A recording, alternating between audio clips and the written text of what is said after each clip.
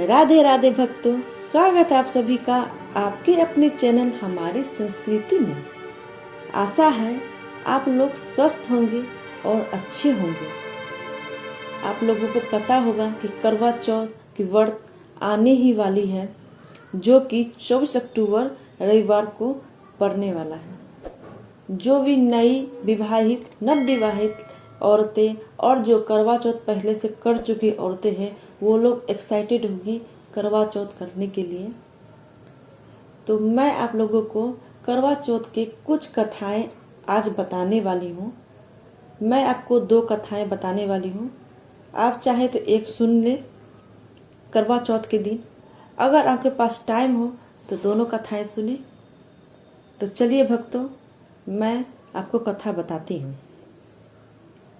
और मैं इससे पहले बता देती हूँ, हिंदू पंचांग के अनुसार कार्तिक मास में कृष्ण पक्ष की चतुर्थी को करवा चौथ का व्रत किया जाता है, जो कि 24 अक्टूबर रविवार को पड़ रहा है। तो चलिए मैं पहला आपको करवा चौथ की व्रत की कथा बताती हूँ। करवा चौथ की पुरानी कथा के अनुसार बहुत समय पहले की बात है कि एक साहूकार के 7 बेटे और एक बहन थी, जिसका नाम करवा था।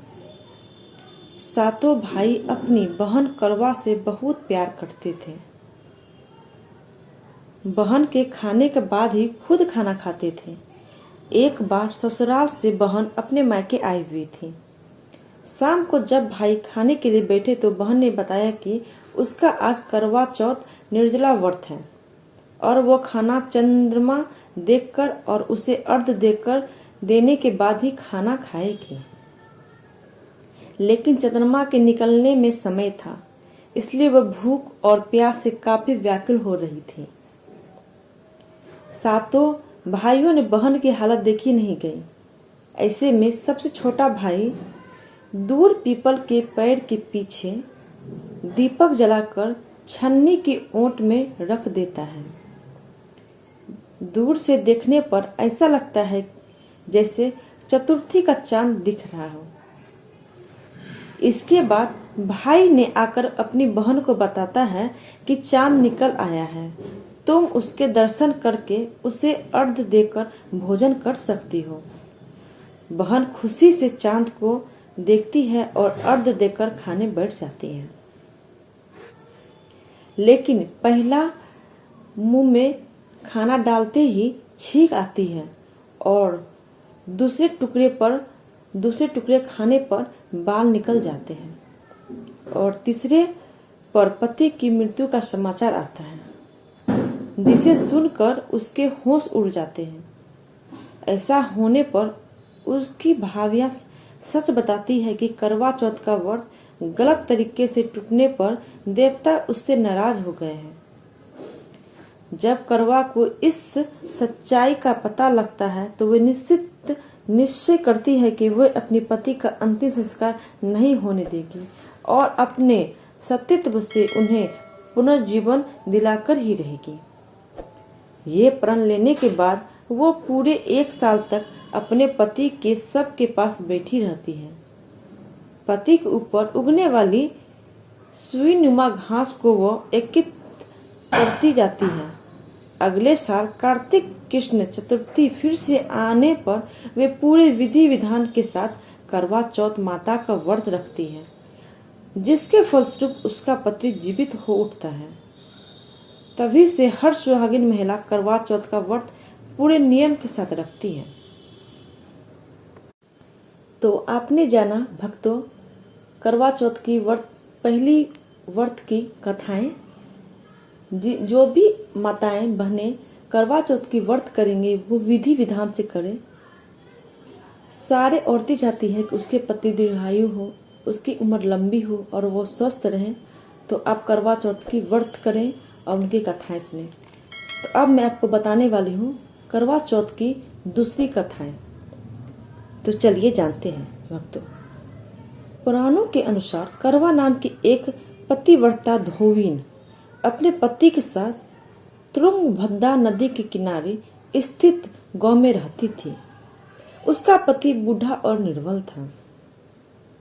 एक दिन जब वो नदी के किनारे कपड़े धो रहा था, तभी अचानक एक मगरमच्छ वहां आया और धोबी के पैर अपने दांतों में दबाकर यमलोक की ओर ले जाने लगा। वृद्ध पति ये देख घबराया और जब उससे कुछ कहते नहीं बना तो वो करवा करवा कहकर अपनी पत्नी को पुकारने लगा। पति की पुकार सुनकर धोबिन करवा वहां पहुंची तो मगरमच्छ उसके पति को यमलोक पहुंचाने ही वाला था। तब करवा ने मगर को कच्चे धागे से बांध दिया और मगरमच्छ को लेकर यमलोक के द्वार पहुंची। उसने यमराज से अपनी पति की रक्षा करने की गुहार लगाई और साथ ही ये भी कहा कि मगरमच्छ को उसके इस कार्य के लिए कठिन से कठिन दंड देने का आग्रह किया और बोली, हे भगवान, मगरमच्छ ने मेरे पति के पैर पकड़ लिए हैं। आप मगरमच्छ को इस अपराध के दंड स्वरूप नरक भेज दें।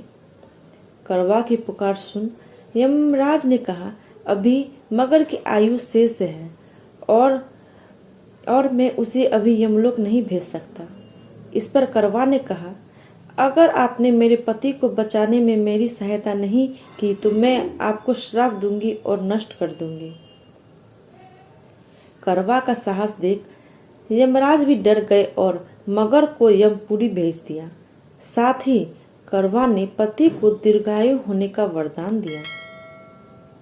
तब से कार्तिक मास की चतुर्थी को करवा चौथ व्रत का प्रचलन में आया है, जिसे इस आधुनिक युग में भी महिलाएं अपनी पूरी भक्ति भाव के साथ करती है और भगवान ने अपने पति की लंबी उम्र की कामना करती है। तो भक्तों, आपने जाना करवा चौथ की दूसरी कहानी। मैं आशा करती हूँ आप लोगों को मेरी ये करवा चौथ की कहानी अच्छी लगी होगी। अगर मेरी कहानी आप लोगों को अच्छी लगी होगी तो प्लीज़ हमारे वीडियो को लाइक कर दें, शेयर कर दें और अगर आप हमारे चैनल पर नए हैं तो प्लीज़ हमारे चैनल को सब्सक्राइब कर दें। और आपको अगर किसी भी टॉपिक पर वीडियो चाहिए तो आप हमें कमेंट सेक्शन में जाके कमेंट करें। मैं कोशिश करूँगी उस टॉपिक पर वीडियो बनाने के लिए। तब तक के लिए राधे राधे, प्रणाम।